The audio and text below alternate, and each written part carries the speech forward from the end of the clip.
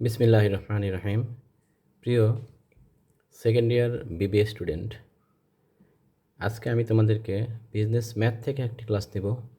Business math সাবজেক্টটা তোমাদের জন্য বেশ কঠিন, কারণ তোমরা করে আসছো এই সাবজেক্টটা, তোমরা করে আসছো 9-10, লাস্ট করে আসছো 9-10 পর এই সাবজেক্টটার সাথে কেউ আর সম্পর্কযুক্ত নয়। এজন্য এই সাবজেক্টটা অনেকে হয়তো বা ভুলেই গিয়েছো, তাই এই সাবজেক্টটা অনেকেই খুব ভয় পাও। আজকে আমি তোমাদেরকে এই সাবজেক্টটার প্রথম চ্যাপ্টারটা প্রাথমিক যে ধারণাগুলো আছে এই ধারণাগুলো আলোচনা করছি। তোমরা যদি নিয়মিত এই সাবজেক্ট আমার ক্লাসটা করো, তাহলে তোমাদের এই সাবজেক্টের প্রতি যে ভয়, এই ভয়টা আর থাকবে না ইনশাআল্লাহ। আর এই সাবজেক্টটা ভালো রেজাল্ট করাটা খুব সহজ, আবার খারাপ করাটা খুব সহজ। কারণ কেউ যদি নিয়মিত এটা দেখে তাহলে সে ভালো করবেই, আর যদি কেউ এটাকে ভয় করে রেখে দেয় তাহলে এটাতে সে ফেল করবে, এবং ফোর্থ ইয়ার পর্যন্ত তার ইমপ্রুভ এটাকে দিতেই হবে, চলতেই থাকবে। একবার ইমপ্রুভ আসলে এটার ইমপ্রুভ চলতেই থাকবে। সুতরাং এই সাবজেক্টটা সবাই গুরুত্ব সহকারে মনোযোগ দিয়ে প্রথম থেকেই নিয়মিতভাবে ক্লাসটা করো এবং প্র্যাকটিস করো বারবার।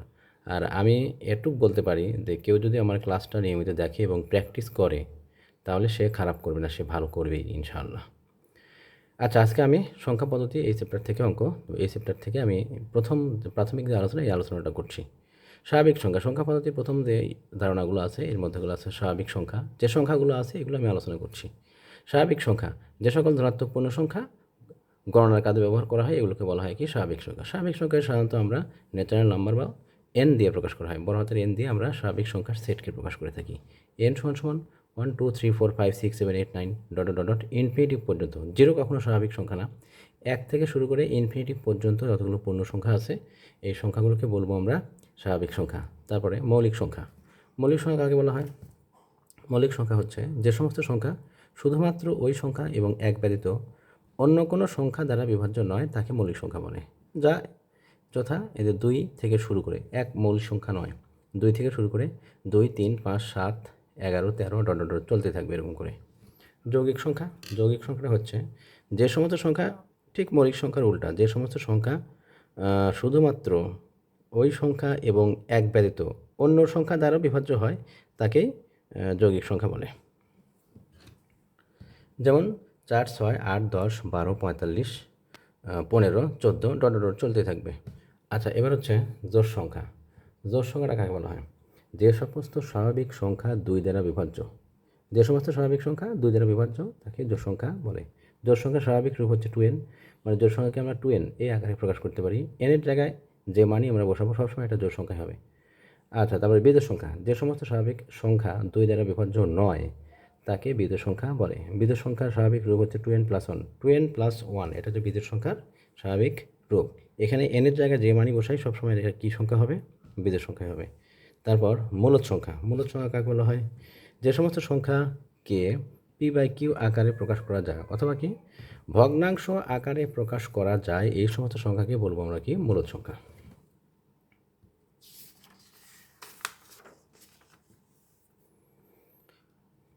অমূলদ সংখ্যা, যে সমস্ত সংখ্যাকে দুটি পূর্ণ সংখ্যার অনুপাত হিসেবে বা p/q আকারে লেখা যায় তাকে অমূলদ সংখ্যা বলে।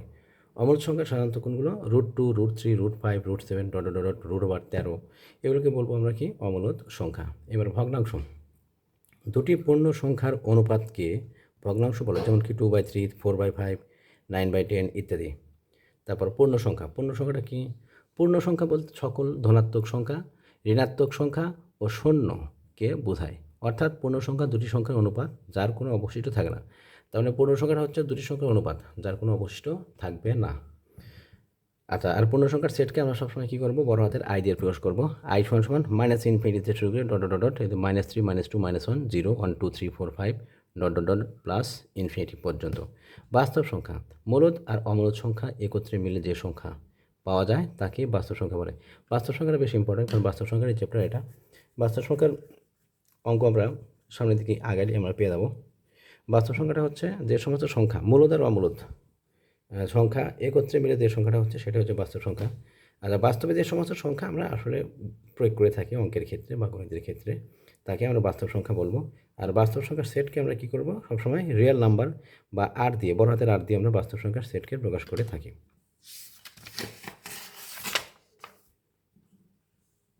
বাস্তব সংখ্যা। এবার কাল্পনিক সংখ্যা। কাল্পনিক সংখ্যাটা হচ্ছে যে সমস্ত সংখ্যা বাস্তবে নেই কিন্তু অঙ্কের সমাধানের ক্ষেত্রে বা অঙ্কের সমাধানের জন্য কল্পনা করে নেওয়া হয়, তাকে আমরা বলবো কাল্পনিক সংখ্যা। আর কাল্পনিক সংখ্যাকে সবসময় আমরা কী করব, ছোটো হাতের আই দিয়ে প্রকাশ করব। কাল্পনিক সংখ্যা আই সমান √1 আর এই আই স্কোয়ারটাই হচ্ছে কত, -1। আই স্কোয়ার করলে আমরা দুই পাশে স্কোয়ার করলাম, তাহলে আই স্কোয়ার সমান কত, -1। বাস্তবে এমন কোনো সংখ্যা নেই যে সংখ্যাকে বর্গ করলে সেটা ধনাত্মক হয় না। যে কোনো যেমন -2, -3, -5, -6 এগুলোকে স্কোয়ার করলে কী হবে, স্কোয়ার করার সাথে সাথে এগুলো ধনাত্মক সংখ্যা হয়ে যাবে।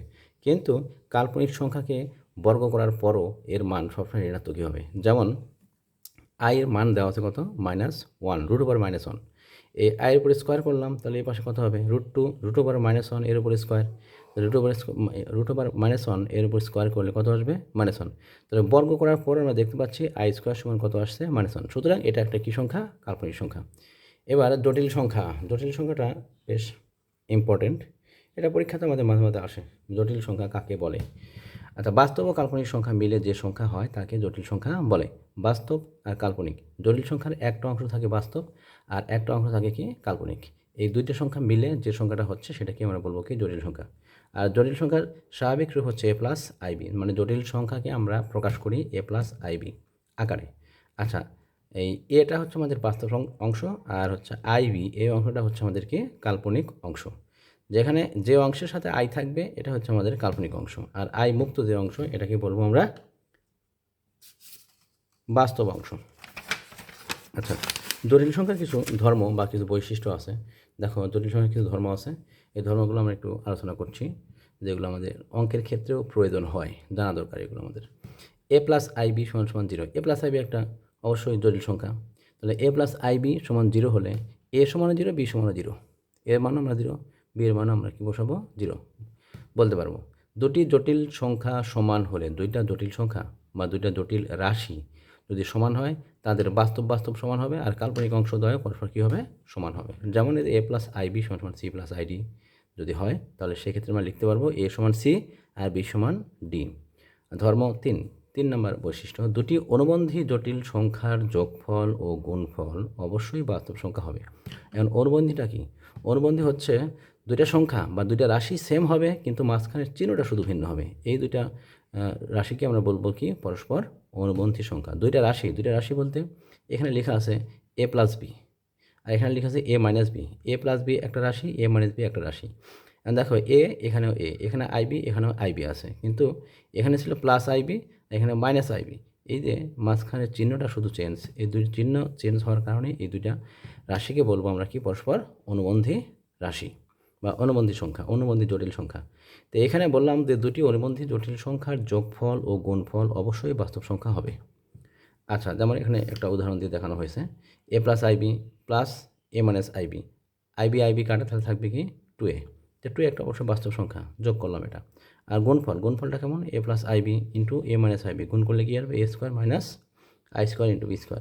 i² মান কত আসবে, -1 আর এইখানকার সামনে মাইনাস, গুণ করলে কি আসবে, +1 বা +b² হয়ে যাবে। তাহলে a² + b², a² + b² যেহেতু এর সাথে আই নাই, তাহলে এটাও একটা কি সংখ্যা, বাস্তব সংখ্যা।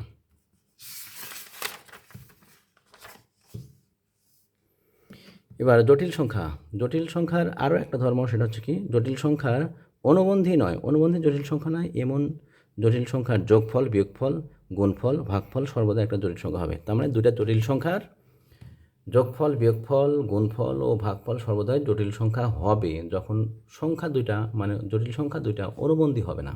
ধর্ম 5, কোনো ধনাত্মক অখণ্ড সূচক শক্তি বিশিষ্ট জটিল সংখ্যা একটি জটিল সংখ্যা হবে। কারণ কোনো জটিল সংখ্যার উপর পাওয়ার দিলে সেই পাওয়ারটা যদি পূর্ণ সংখ্যা হয়, ধনাত্মক পূর্ণ সংখ্যা হয়, তাহলে অবশ্যই ওর মানটা, মানে ওই জটিল সংখ্যার মানটা কী আসবে, একটি জটিল সংখ্যাই হবে, এটাই। আচ্ছা, শূন্য বা শূন্যের বৈশিষ্ট্য। 0 থেকে 9 পর্যন্ত যে 10টা অঙ্ক আছে, এই 10টা অঙ্কের মধ্যে শূন্যের গুরুত্ব সবচেয়ে বেশি।